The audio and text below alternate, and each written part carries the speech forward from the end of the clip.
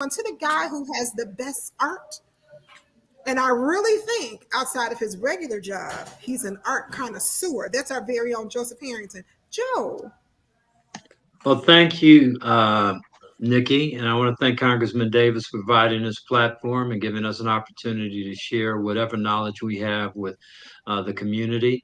Um, I'm a retired public healthcare professional, worked at 3 different hospitals and worked for the state and city health department, retired from the state in 2017 as the regional health officer for Cook County, where I was also an administrative law judge. Outstanding, and thank you so very much to our family practitioner, the weight loss guru, the real Wolfgang Puck of cooking. That's our very own Dr. Tony Hampton. Dr. Hampton? Thank you, Nikki. Happy to be here with you guys tonight. Fresh back from a trip to Mississippi. Had a great time. Hung out with some cows and family. It was a lot of fun to literally be right next to the cows. So family, obesity doc, and just happy to be here with you guys tonight. Did you bring us back some Mississippi sausage? Oh man, I ate it. Well, close your ears, Dr. Mason. Close your ears. Yeah, sorry, Dr. Mason, but yeah, we enjoyed a little cattle product. Absolutely.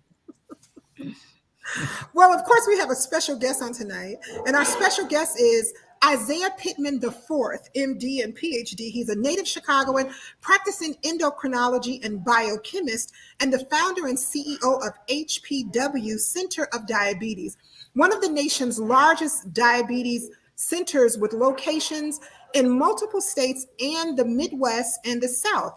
He's a publisher, a lecturer on diabetes, regularly on all topics. This guy is just so busy. But wait, here's what I want to get to. First of all, at age 12, he went down in history here in Chicago at our very own museum.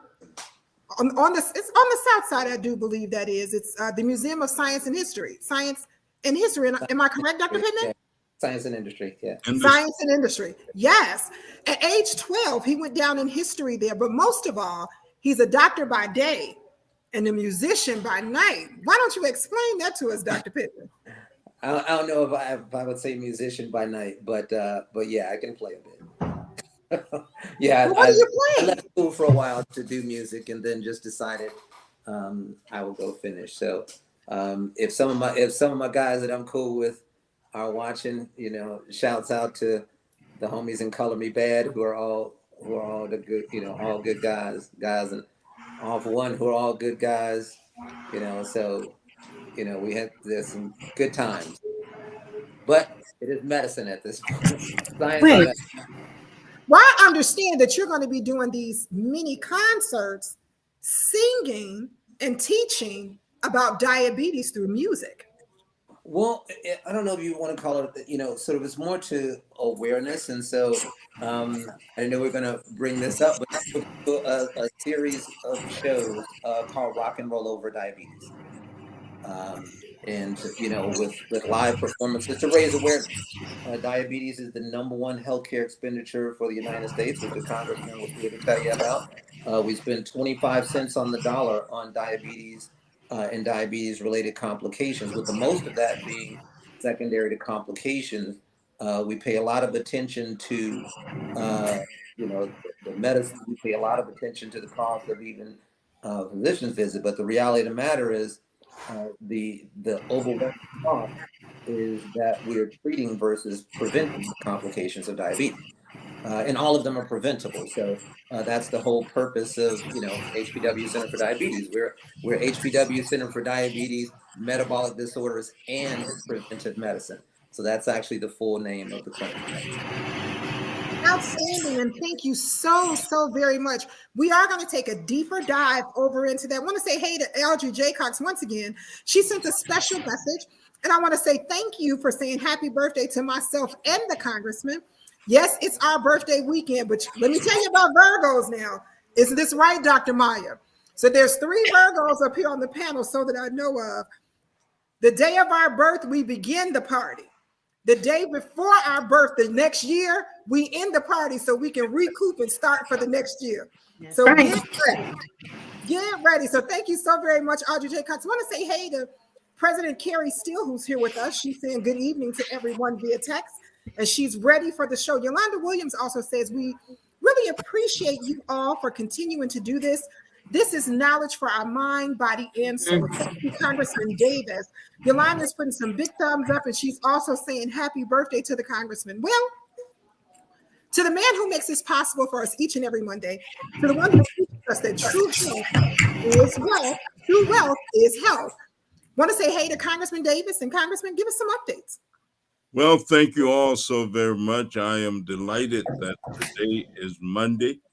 I think somebody is kind of having a little difficulty with their equipment, and I hope that gets taken care of. But I also am reminded, Dr. Mason, that somebody told me that Luke was a physician, the guy, and he was doing all right as long as he was believing. And the moment he stopped believing, he began to sink and falter.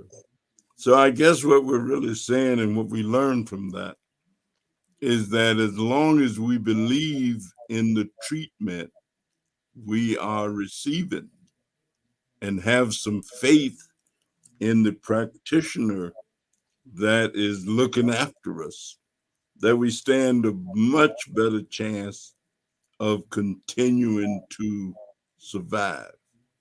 And not only perhaps survive, but also thrive. Before we start, though, I happen to tune into your church, Dr. Mason, the other day because my dear friend, Dr. Alice Palmer's memorial service was taking place, and I couldn't get there. But Alice was one of my most favorite people in the country, and I happen to have had an interesting relationship with both she and her husband. Her husband, Buzz, and I traveled all over Europe together. And I was always amazed that the people Buzz knew. He had been in military intelligence. And I guess all the people he met, he continued to have a relationship of some kind with them. And I knew Alice from another vantage point. She and my best friend's wife at one time taught together when they first became professors or teachers then at Malcolm X College. And so I knew them both from different vantage points. And my condolences go out to their family because now they've both left us. But I had an opportunity a few weeks ago to have dinner with Dr. Pittman and his wife. And of course, we didn't eat very much, Dr. Mason. I want you to know that we did more talking than we did eating. I didn't have any cake. I didn't have any of those things that you don't put on your diet recommendations. And so it was a very wonderful evening. We talked a great deal, though, about diabetes, as you all know. And I tell you, trying to get a handle on diabetes, some of the communities in my district, 1 out of every 3 people that you run into are subject to be diabetic. If you look at kidney machines in my district, they are all over the place in terms of individuals having kidney ailments and needing dialysis and other forms of treatment. Obesity seems to be in some quarters at an all-time high. And I understand that that too becomes a causative factor and impacts and has a great deal of influence. Dr. Pittman has also already mentioned how much we are spending, the kind of money we spend. But I also want to give a great shout out to the President of the United States of America, because he has been able to do something that no other president has been able to do. And that is to reduce the cost of prescription drugs. Not only did we put a cap of $35 a month on insulin for individuals on Medicare, and I mean, I know some senior citizens who jumping and shouting, but we decided to go beyond that. And last week, the president announced that there were 10 other greatly used drugs, that medications, I will say, that seniors use a great deal. And now we can actually negotiate with what is called big pharma for the price of those 10 drugs, 10 prescription drugs that our senior citizens are going to find themselves able to pay a lower cost for. Now, if that ain't some worthy of commending a president for, I don't know what is.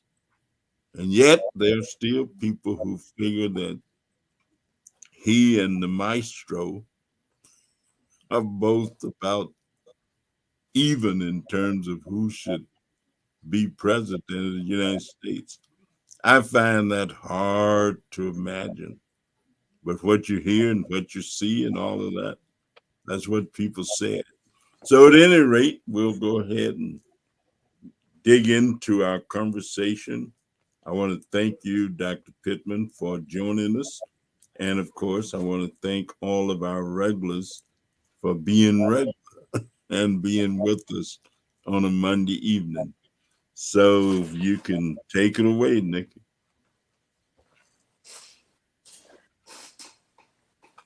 Oh, your mic is off. Got it. Thank you so much. Want to say hey to State Representative Camille Lilly, who's here watching with us on this evening. Want to say hi to Carl Ellis and to Carl Brinson. Carl Brinson, who's the president of the West Side branch of the NAACP. Kim Jackson is here with us on this evening. Want to say hey to Kim. Nikki Hayes, the owner and operator of Pier 31, is here with us just as well. She's waving hey and saying happy birthday, Congressman, to Pastor Crystal Kiles and her husband, who are here with us on this evening. Good evening, and thank you for joining us. Pam Morris is here, Pam Morris Walton, that is, and her husband are tuning in just as well, saying that they want more information.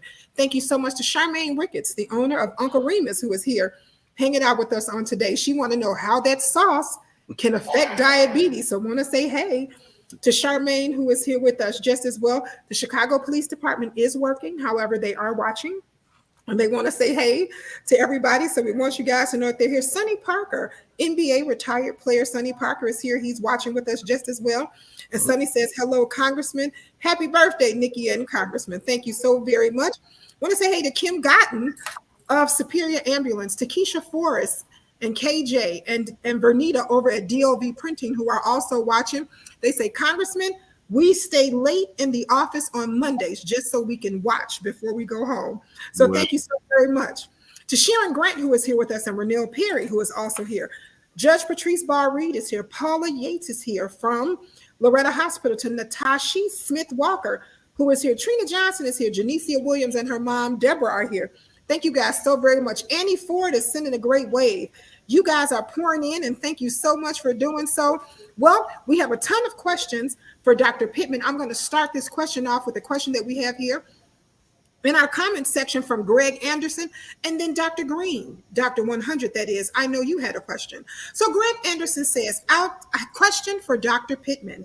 What are preventable measures people can take to reverse diabetes?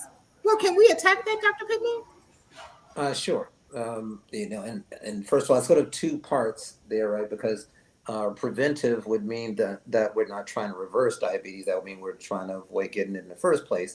And that's really the way to go, right? Because there's no evidence that you can reverse diabetes once it ensues. And that's largely because by the time that we, sort of diagnose most people with diabetes, in most instances, um, the the syndrome, which we call diabetes, which we associate with hyperglycemia or high blood sugars, that's the end of the phase, right? So diabetes is so much bigger than high blood sugars, so much more metabolically than high blood sugars. The high glucose or the high blood sugar is the end result. And so we don't really look at reversal. We look at control. We even can look at normalization of glucoses, but that doesn't necessarily mean normalization of cardiovascular risk, which is actually what diabetes is about. And Dr. Jocelyn said that in the 1940s. We've come to know this is a disease of the vasculature, right? So it's not just a glucose issue. But from his standpoint of the question of can we prevent diabetes, that's absolutely where you want to be, either preventing diabetes overall or preventing the complications of diabetes if diabetes is present. For overall prevention, absolutely. Diet and exercise, increasing muscle mass in particular. Dieting in absence of exercise is unlikely to greatly improve what we call insulin sensitivity. It will improve it, but the overwhelming improvement is with exercise and building muscle, skeletal muscle that sort of outweighs in its metabolic benefit the fat cells that are dragging the metabolism the other direction.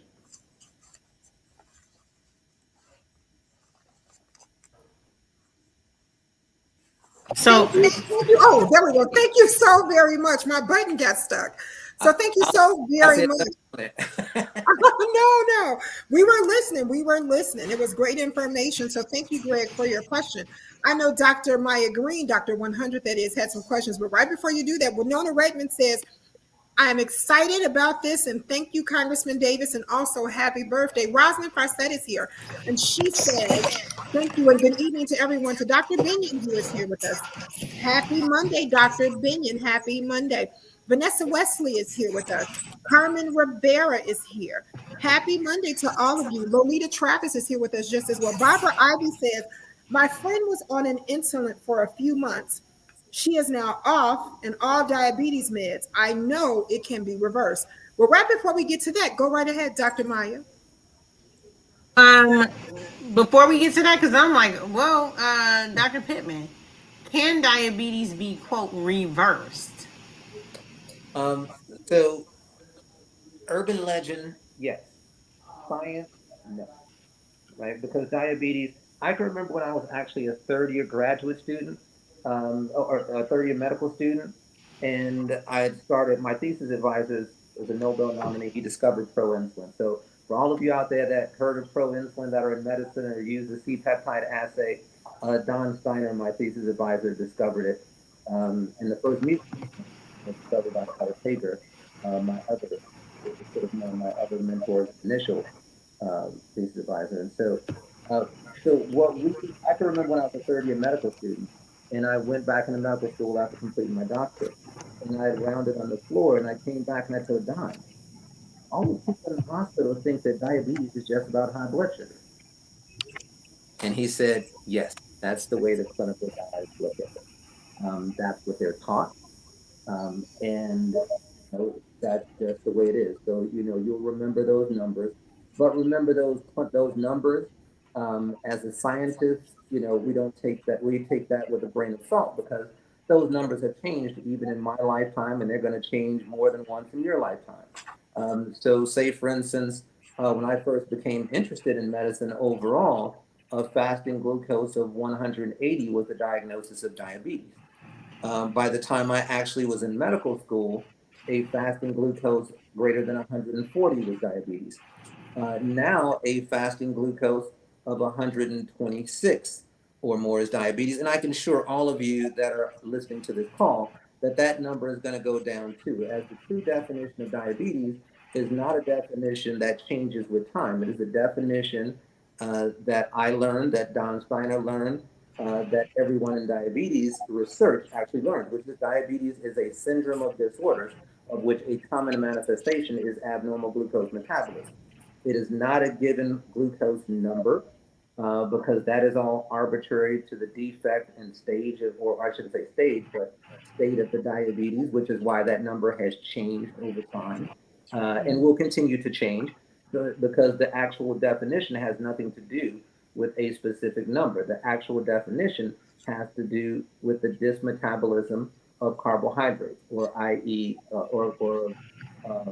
metabolism as such. So, in other words, a syndrome of disorders of which a common manifestation is the abnormal metabolism of glucose, right? So, And since you do that, then you're diabetic, and this clinical organization and that clinical organization, and, this insurance company and that insurance company and this governing body can give it all the definitions they want. That's the scientific definition of diabetes.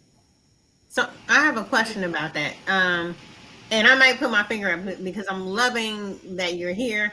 I'm gonna, and I'm sure the community is thinking I'm gonna get all I can out of this. So, from what I'm understanding, and something I explain to my patients, you can tell me if I'm on point or not. Is part of it is there is a group of things going on in your body, and how that shows up is your body's not processing glucose, carbohydrates, sugars in different ways, in the way that we're usually thinking it should.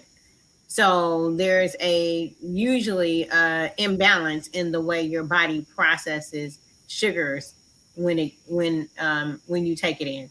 Is that, because sometimes my patients, when I try to say like carbohydrates and stuff like that, sometimes it's not clear.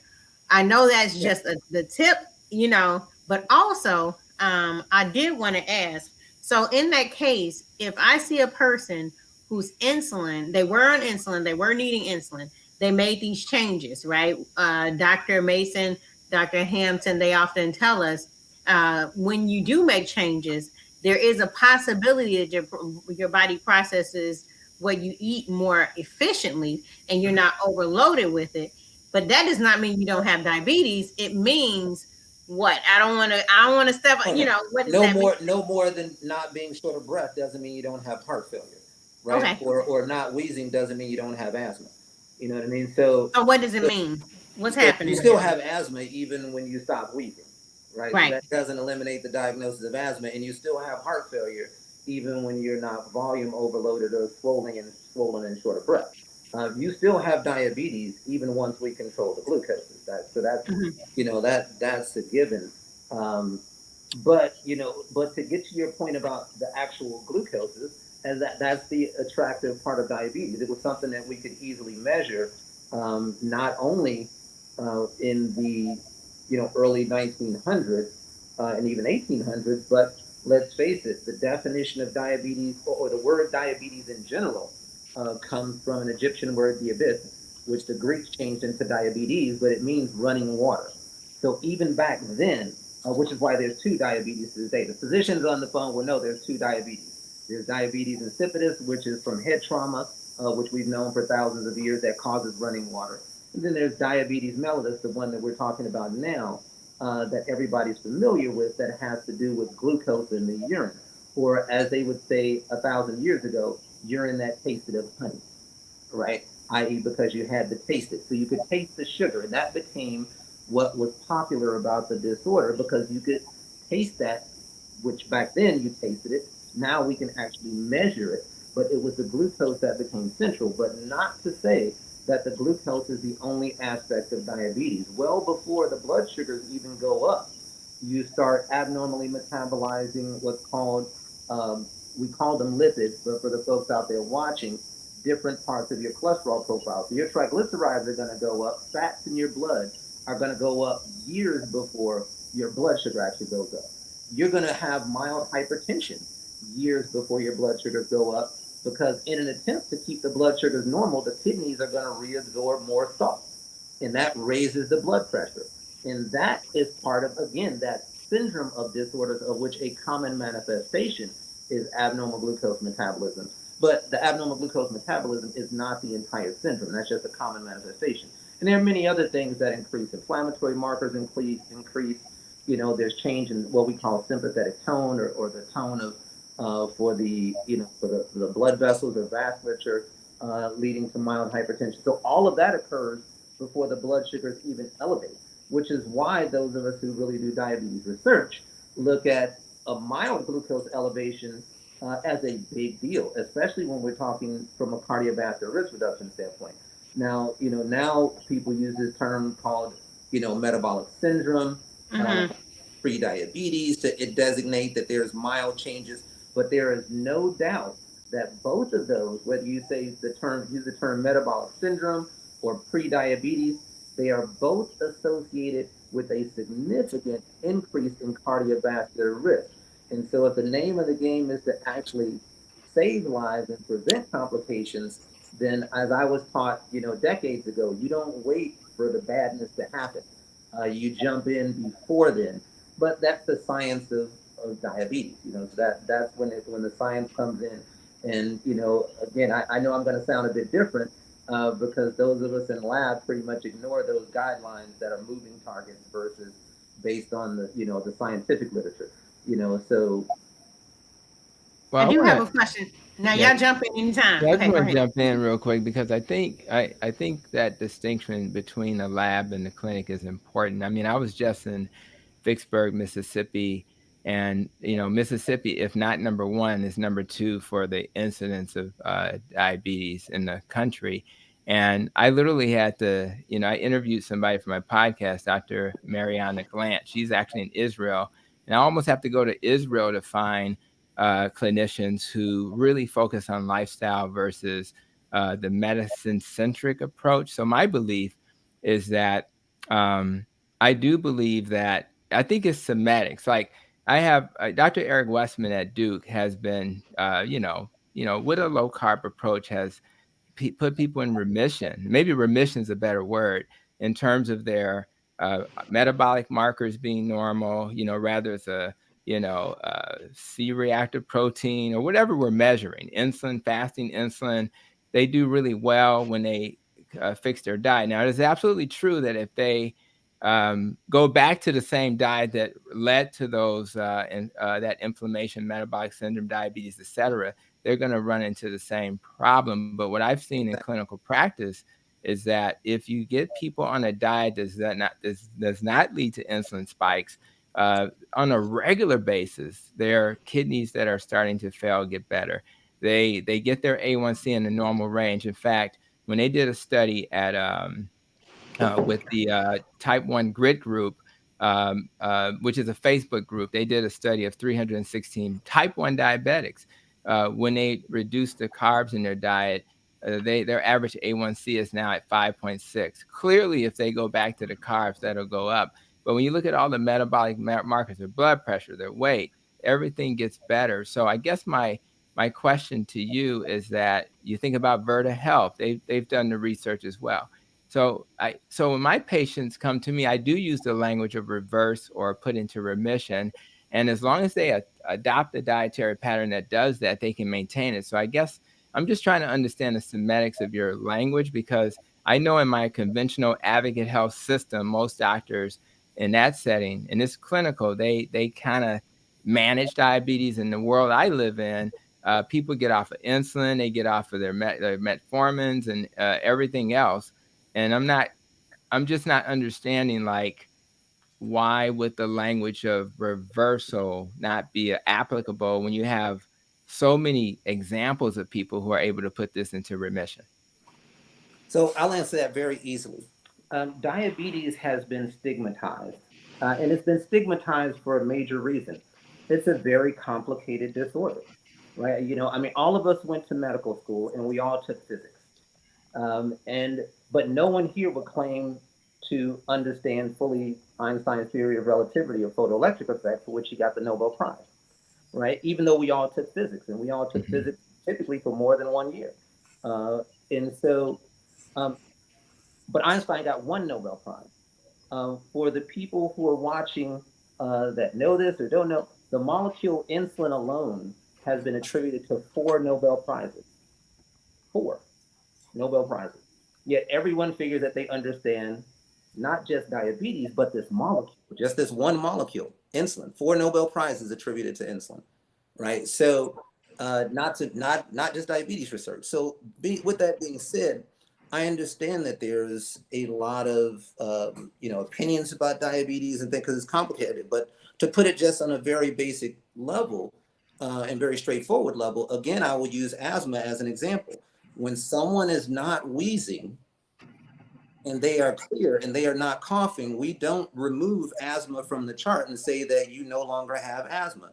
We don't even say that asthma is cured, right? We say that you are well treated for your asthma, even if that treatment is because you removed all of the allergens, you lost weight, whatever the situation may be. In those same instances of asthma where inflammatory markers are measured, yes, you may have inflammatory markers return to normal, but you don't tell that patient that you don't have asthma, because if you do, if you say that, then that would mean that they could go around that same cat, they could go around those same, those same environments, and it wouldn't be back, right? So if you transplant a new liver or a new kidney into place to someone, then you can say, okay, you no longer have cirrhosis. They could start drinking and got another 10 years with that liver because they truly have been cured of their cirrhosis. That liver that was cirrhotic is now gone, and they have to drink another 10 years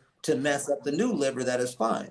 But someone who is asthmatic does not have to start smoking for another 10 years to flare up, and does not have to, take another however long exposure to the things that trigger them. One exposure or 2 exposures, and they're right back to in the emergency room, needing nebulizers and potentially steroids, right? So, and the same thing with diabetes. It's not that you cannot treat diabetes. In fact, there have been treatments for diabetes that date back again before the English language, right? So we have been able to treat diabetes for a while. But treatment, i.e. very effective treatment, be it dietary changes, exercise for those who are early on, be it gastric bypass for those who go multiple extremes, or be it the excellent therapies that we have available, at the end of the day, that is still a treatment. And especially with diabetes, which is as complex a syndrome as we're talking about, we have to be careful of even what we consider true treatment, because again, just because the blood sugars have normalized does not mean that every other parameter. And I heard the word insulin mentioned, and that's one of the things. Insulin levels actually are not as reliable, right? Because the body breaks down insulin. That's one of the reasons that Don's research, put him in a Nobel range, is because peptide is a much more reliable test because it's not broken down as readily as insulin. So a lot of people use insulin on research, especially clinical research, and they'll forget that the body has insulination that create insulin. So your C-peptide level can be elevated, indicating clear insulin resistance, 3-fold, 4-fold, and your insulin level could be normal because that insulin is being degraded as it physiologically should, the insulin that it gets secreted from the cells. So there's so many parameters, but just using the basic clinical parameter of heart failure or asthma leads us to the principle that it's not that we can't treat diabetes, it's not that we can't get people off of the meds, but we don't want them thinking that they're cured, because a cure means you just reset the clock. That's what a true cure is. A true cure says, okay, now you can go back to doing whatever, and it would take you another 15, 20 years for these problems to occur. Yeah, I'll just really quick. I don't want to like go back and forth, but I do want to say this. I think I do agree with you. I just think that what we're missing in, like, when you go to Verta Health and you go to Dr. Eric Westman and people who do research, they got coaching. So it's really not about whether or not the patient's going to go back, because people have to be coached and supported, and they have to have the knowledge that if you go back, this is what's going to happen. And I just think that if we have this conversation and you have thousands and thousands of examples of people who are being successful with whatever term you like to use, from a clinical, practical perspective, if a person is not on insulin, they're not on their metformin and other medicines, and they're not having, if you look at the cardiovascular risk factors, all the things that we measure are better, right? And they're doing Better, a but great not job. gone. Huh? That's the key. They're better, but they're not gone. Well, but that's not. Pre-diabetic But is not. practically, it doesn't matter though. Like if everything is better, and cardiovascular risk matters. but what I'm saying is, if you look at the people in that study I quoted, all those cardiovascular risk factors got better. Factors got better, but a true cardiovascular trial says you follow those people for 5 to 10 years, and then you see how many events occur. I know, but I just said, but that's my point. Dr. Eric Weston's been doing it since 2002, and we have 20 plus years of evidence of people who are still being successful.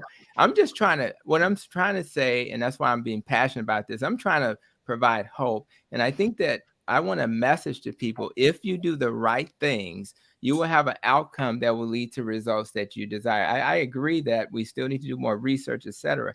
But when you see people with like literally on the verge of dialysis and it gets better, we need to let people know that this is a possibility, because people get they get frustrated thinking, well, I just be on medicine forever. And I've had people on insulin for 10, 15 years and get off of insulin. So and in my training, they never said that was possible. So I'm going to tell you, this is such a passionate conversation. All three of my phones are buzzing all across the table because people are excited. Travis is putting up hot peppers, saying that this is hot. He's texting these hot peppers in. So I love those comments. But I got to say one thing. And that one thing is, well, before I say the one thing, Howard Brookins wants to say happy birthday. And he also wants him to know him and his dad are both watching. So I've got to share that. But here's my one thing I want to say. This conversation is so robust. I love it. As an asthmatic who lost her twin to asthma, who my asthma is controlled. It's controlled. But I still got asthma. Go ahead, Maya. You had a question. And I make sure I stay out of areas that irritate my asthma. Can I get in? So Maya, if you don't mind hold on for me for one quick second, Maya. We're going to have Dr. Mason, then Joe, then Dr. Miller, because they're itching, and so are these comments itching. Go ahead. Yeah, I just want to provide a different kind of context, because most of my career was in public health, and we look at primary prevention and preventing disease as opposed to managing disease. So there are two sides of this coin. You can prevent disease, and you can manage disease. But the same recommendations we make for managing disease, we make for preventing disease. That's the irony to me. There are three major factors that people need to be aware of in terms of whatever disease they have, whether it's hypertension, heart disease, kidney disease, diabetes. You can't smoke. If you smoke, you got to stop. You can't smoke. Smoking is bad. The other thing, we can argue about what type of diet, but diet plays a role. And there'll be arguments about which diet is, but if you lose weight, you'll be better. No matter what diet you choose, if you lose weight, you'll be better.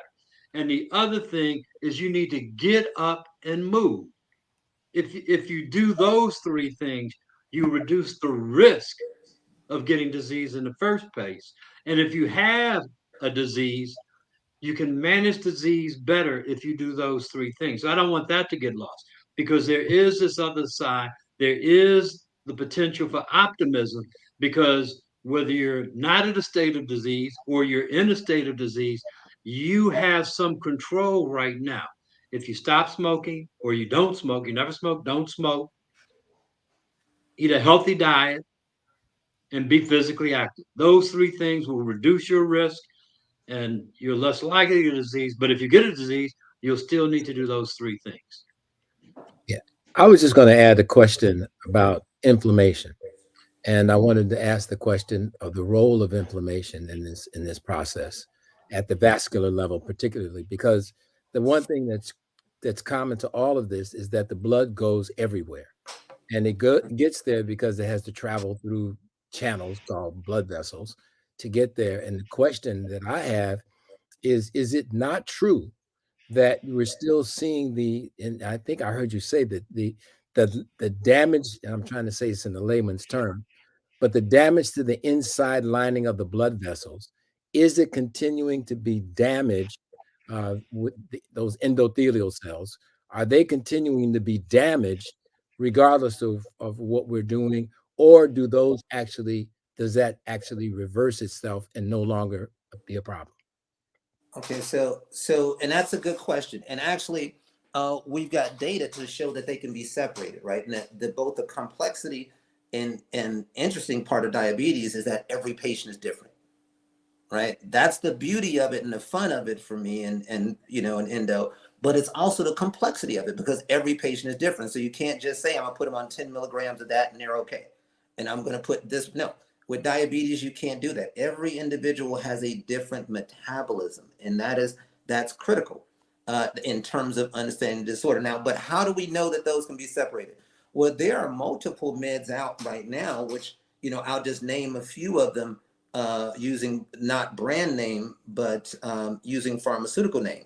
Meds like, say, for instance, empagliflozin or dapagliflozin. Both of those agents have demonstrated cardiovascular risk reduction and reduction in cardiovascular death independent of glycemic or glucose control. Independent. They have demonstrated outcome results which are different, which means that they have a beneficial effect on the vasculature and inflammation independent of whether the glucose is elevated or not.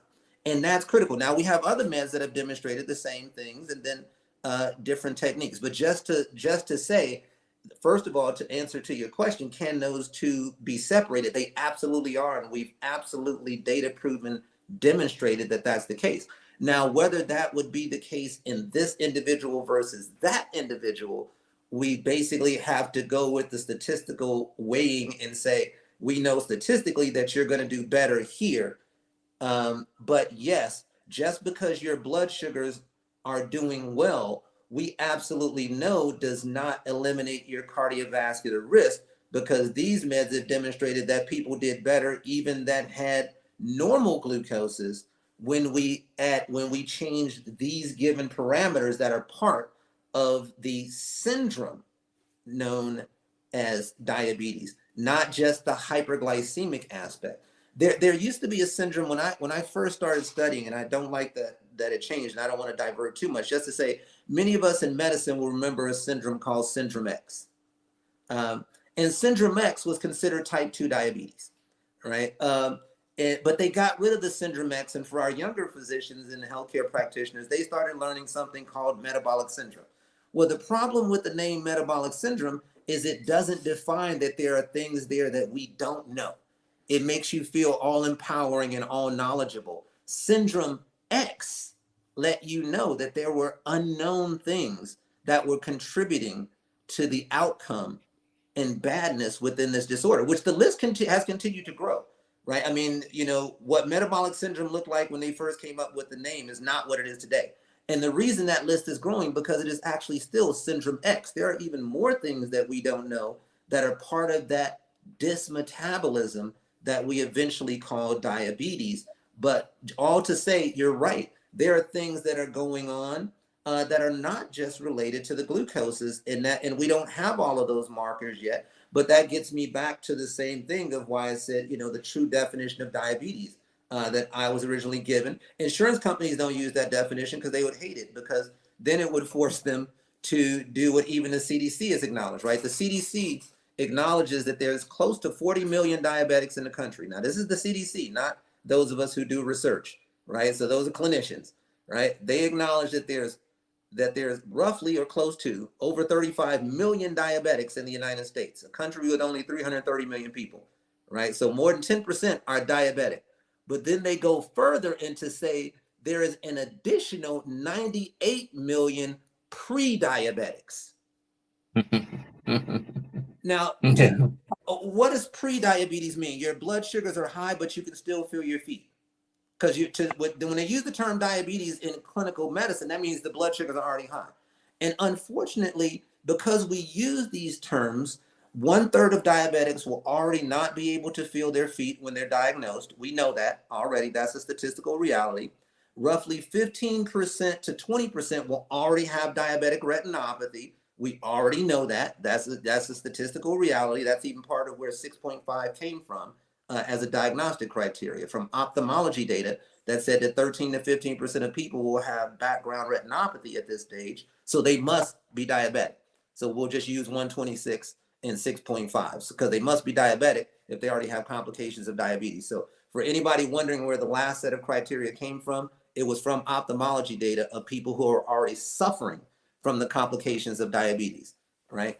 And so we know that these things are on the way. Unfortunately, by giving it fancy new names, 98 million people out there are thinking I'm not diabetic.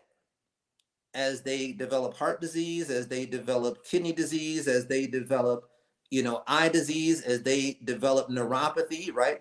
On neurology boards, the number one, the answer for neurology boards, if a patient comes to see you with numbness and tingling in their feet called neuropathy, and we don't know why, what do? Even though they're neurologists, they don't do a bunch of fancy tests. The answer to that question is a glucose tolerance test because they're probably diabetic, right? And they just haven't been diagnosed. Even on their boards, they know we miss diabetes, right? And we got 98 million people out there. If you really want to know the goal for HPW, literally our goal as a clinic, and I told my staff this, is to diagnose more new cases of diabetes than anyone in the country. That's our goal. And the reason we want to do that is because we know if we diagnose more diabetes than anyone else, since we've already proven we can treat diabetes incredibly well, then we know we will prevent the complications of diabetes versus turn around and try and treat the complications. As the senator said, as the congressman said, dialysis centers are popping up all over the place. Why is that? If diabetes is the leading cause of kidney disease in the country, and we know that the kidney disease from diabetes is preventable. We know this. We've known this for decades, right? So if we know it's preventable, it should not be the number one cause. The reason we're not preventing it is because we don't do anything really until they develop significant kidney disease. And then you can't recover nephrons. We also know that from science, or kidney cells. So once those kidney cells are dead, they're dead, and the spiral begins. We want to catch things before. So this is another reason why I say we want to remove that stigma of diabetes. We want to diagnose early, treat early, and we've already proven in our area. I mean, there's in the United States, dialysis is increasing by roughly 28 to 30%. That's why you guys see those dialysis centers popping all up, right? And for those of my staff that are watching right now, you know what they're saying? Because in Terre Haute, Indiana, where we have our base clinic, there were 2 dialysis centers in 2004, right? I got here in 2004.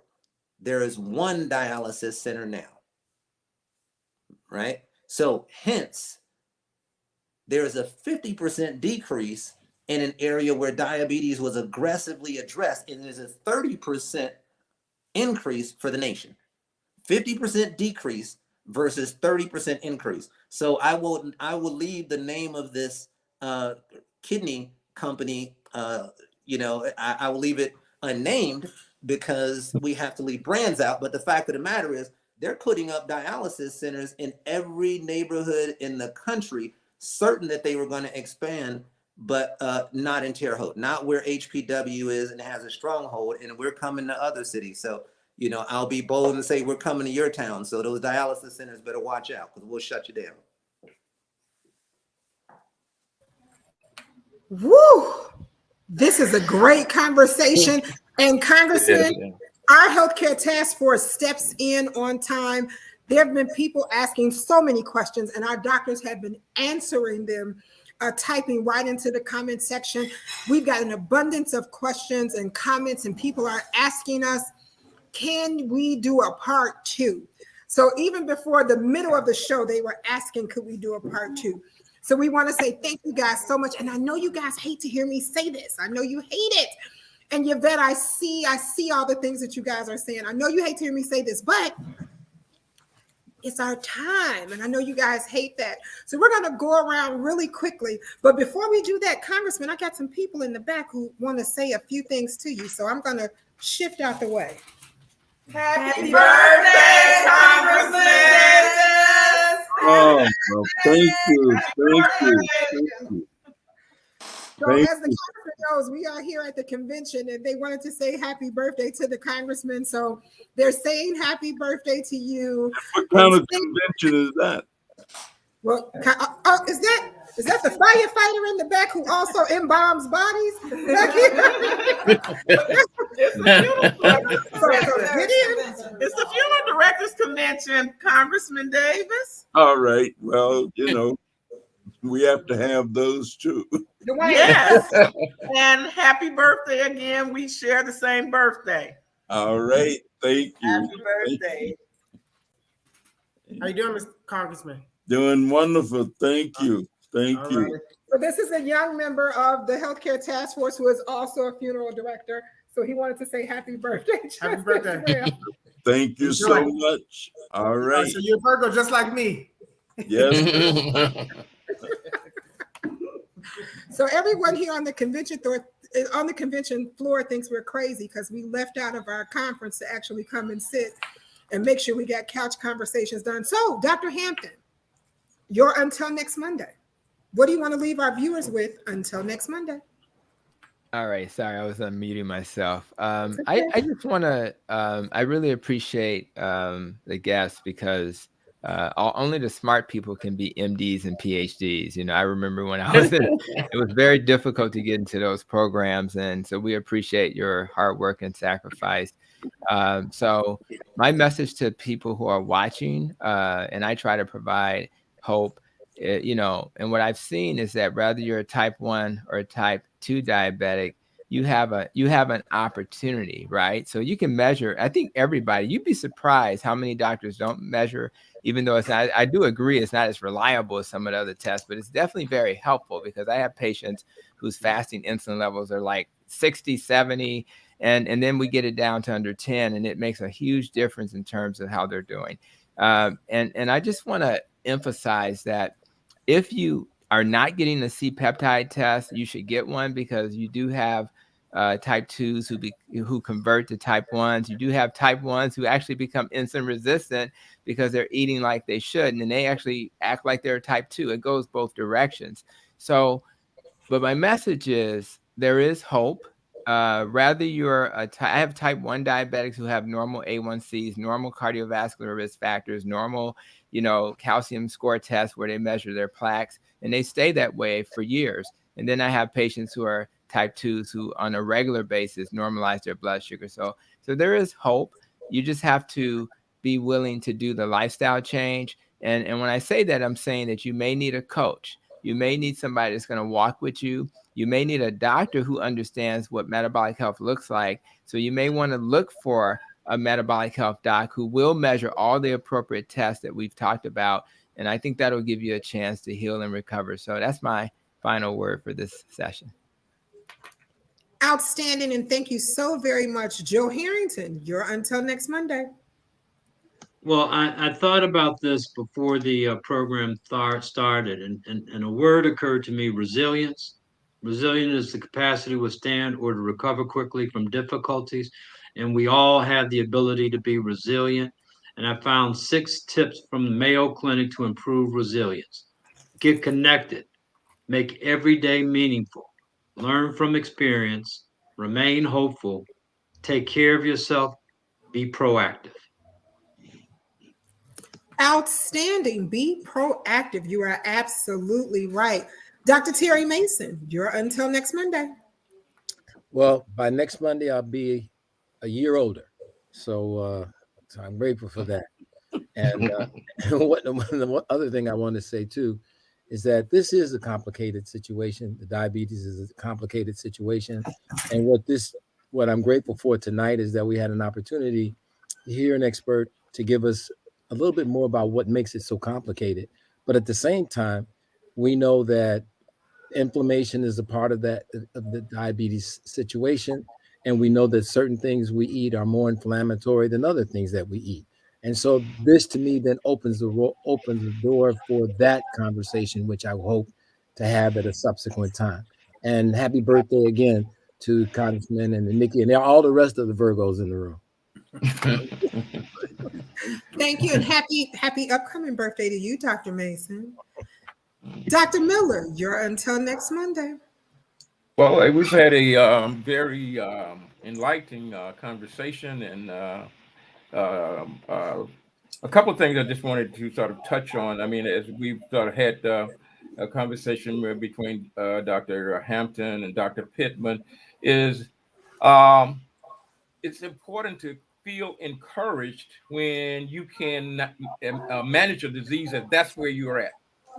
If that's where the patient is, if you can manage it, get the patient off, manage it well enough that they can stop taking medications and those kinds of things, and also manage the and prevent some of the complications that does occur as a result of the disease process.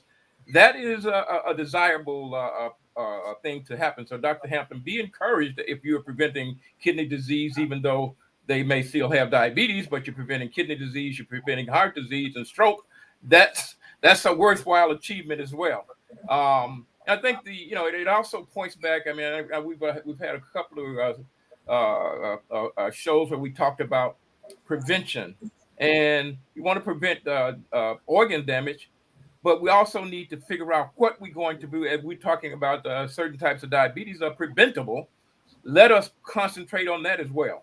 And then we can really shut down some of the worries that people have about medicine, about all of this stuff, if we prevent a significant portion of the population from getting diabetes. So, so for our audience, we want them to know that that is something that we want to focus on, and that if you don't have diabetes, hey, let's see what we can do to make sure teach you how you cannot get it, how you can prevent yourself from getting it, so then you don't have to be as worried about getting the complication and the end organ damage because you're having it. So like I said, there was a lot of good information that was out tonight, and nobody should be discouraged from this. So what you're doing, Dr. Hampton, is excellent. And as we know, there are many different ways of managing the disease. Some are more effective in terms of preventing kidney failure and those things than others, and so medication sometimes doesn't do that as effectively. So that's my until next Monday. Thank you so very much, Dr. Graham. You're until next Monday. I also want to express my appreciation for Dr. Pittman. I mean, I had a number of classmates who were in MD, PhD programs. I know how hard they worked, how smart they had to be. I'm also looking at this also from Dr. Hampton's perspective. And I guess the way I think about it is sometimes people think if you can't cure it, you fail. My experience is when you have diabetes and you first begin to go to the doctor, you feel pretty sick. There are lots of things that you can't do. And so that if you can get that situation under control, you are a lot better off than when you started. So I wouldn't necessarily say just because you couldn't do X, you can't achieve Y. And you want to keep your eyes on the prize, have the best quality life you can, and avoid the complications. So I think there's room for both sides in this particular set of circumstances. Yeah. Outstanding. Well, you guys have sent so many questions, and we just couldn't get to all of them. And some of the doctors were answering your questions. So I want you to know I'm going to talk to the congressman and to Dr. Pittman to see if we can have our part 2 next week, because I see your questions. Will we tune in next week for part 2? Just want to say hey to Travis and to Rachel. Kimberly, we're going to answer that question next week. All of your COVID questions, we're going to try to answer those just as well. Kimberly Jackson wants the congressman to know that she loves him and wants to say happy birthday to him. Yvette, thank you for being here. To KC28, we see all of your questions. We're going to grab you. Greg, I see those hot flames and those peppers that you guys have been seeing. And Audrey J. Cox, I see where you say tonight's conversation was the bomb. Can't wait until next Monday. I get the push that you're doing. I'm going to definitely find out for you guys. Bonnie, thank you for stating that this is a wonderful discussion. Barbara Ivory is saying happy birthday to the congressman. Right before I bring Dr. Maya Green to give her until next Mondays, just want to remind you guys, as some of you got really passionate about medication, if your doctor has prescribed some medication for you, we're not telling anybody not to take your medicine. Take your medicine until you have another conversation with your doctor. So those drops of the pills that you're sending, wait till you talk back to your doctor and see where you are.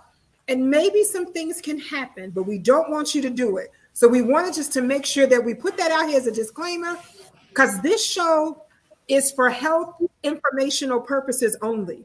We are not telling you to stop taking medicine. That's not what we're here to do. Dr. Maya, you're until next Monday.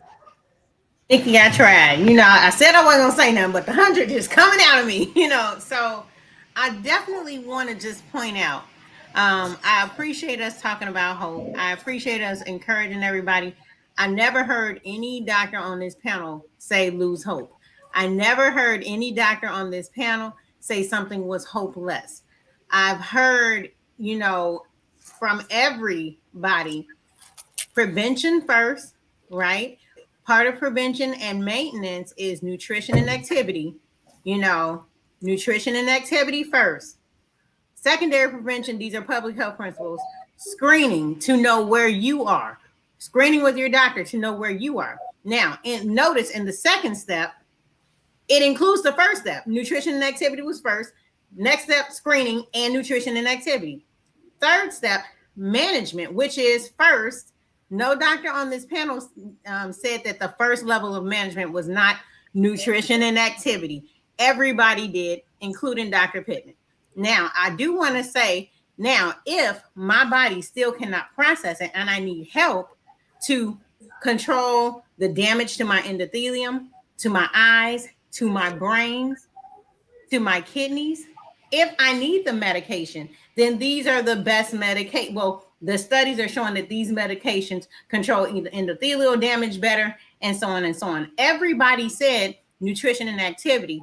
And Dr. Pittman even mentioned some people are controlling it with nutrition and activity. Dr. Mason and Dr. Hampton noted plenty of times on this broadcast that food is a form. Nutrition and activity are forms of medication. So I don't want us to think medication is always a pill, management is always a pill. I want to stress, nobody said lose hope. I hate that even entered into the conversation from one of us. No, Dr. Pittman never said take away the hope, right? And I'm glad he didn't. We're here to give hope, never to take it away. I'm thankful for the knowledge, and if you heard that, I will say, if you heard that, whether you're a physician on this panel or if you're a person in the community, that's why this is recorded. Take a deep listen and listen again, not from what you want to hear, but from what is. That's it. Until next Monday. That was almost a drop the mic. Cut that out. Cut it out. Well, Dr. Pittman, you shaking the people up here. You're until next Monday, and you got to be available next Monday. Go ahead. Yeah, and actually, I'm going to ditto Dr. Maya there and say, not only are dietary measures and exercise critical today, but she was asking me earlier about what are the symbols and I was explaining to her that, our logo is the original spelling of diabetes in hieroglyphs. And in that same temple of Komombo, which again is about 7,000 years ago, I found it amazing that 7,000 years ago, it was actually being taught in medical school that dietary changes, which for them was cutting back on dates in Egypt, cutting back on honey, cutting back on grapes, cutting back on bread. They had recognized this 7,000 years ago. And then right underneath that were people swimming, not in the Nile, across the Nile. People that were running through fields of high wheat. This is all on, all on tablets inside of the Temple of Komombo, all engraved. So you could see that they actually understood that you want to exercise with resistance.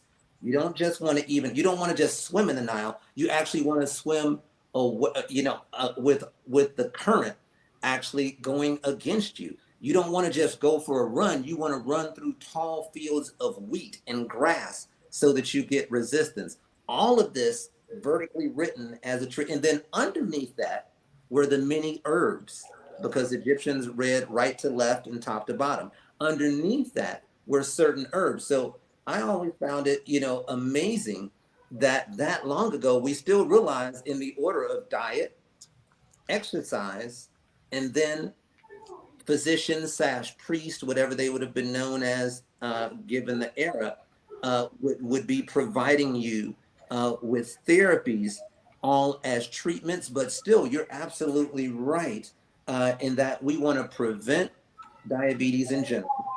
But we want to, if someone does happen to be very early, which is the best time to get diagnosed, then we want to prevent the complications. And all of them are preventable, including death. So we really don't have to, everything that people know bad about diabetes, everything that people know bad about diabetes is based on uncontrolled diabetes. There is no data to show that controlled diabetes leads to any of the things that people look at as bad, which is what Dr. Hampton was referring to. When you control the diabetes, then these things melt away. And we've seen that not just in the work that he was talking about.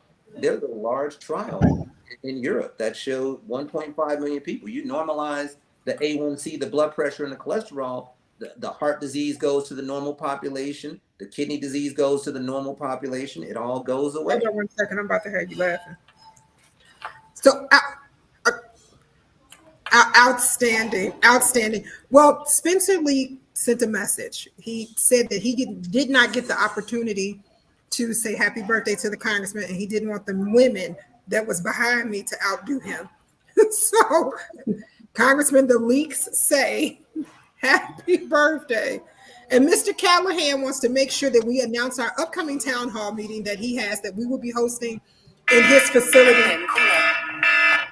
And we just want to remind everyone that on October 5th, that's the first Thursday in October, that we will be at Callahan's for our Departing in Dignity Town Hall meeting. So do not forget to meet us at 7040 South on Halsted Street. That's the Callahan Legacy Center on Thursday, October 5th, between the hours of 3 p.m. and 5 p.m. Well, Congressman, this has been so robust. Take us home. Well, if my father was here, he would say, if you're having all this hope, why are you broadcasting from the National Black Funeral Homes Association's convention? Because that's exactly where Nikki and the group behind her are. They are kind of celebrating with the Black funeral directors at their convention, but he'd only just say it in jest. But let me tell you, it's really been a fun evening, and I must admit that I've got so many more questions until it's not funny. So this idea of a part 2, I find intriguing, because I think we got as many questions as we've already gotten answers.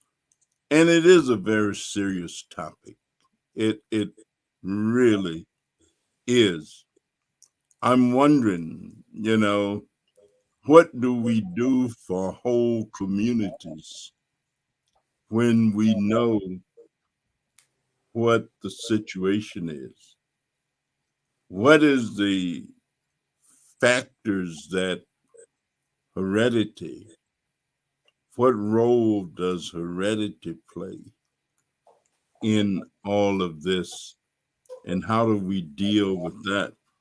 So let me thank all of you for your profound analysis and assessment of the situation. We thank you, Dr. Pittman, for visiting with us and sharing with us.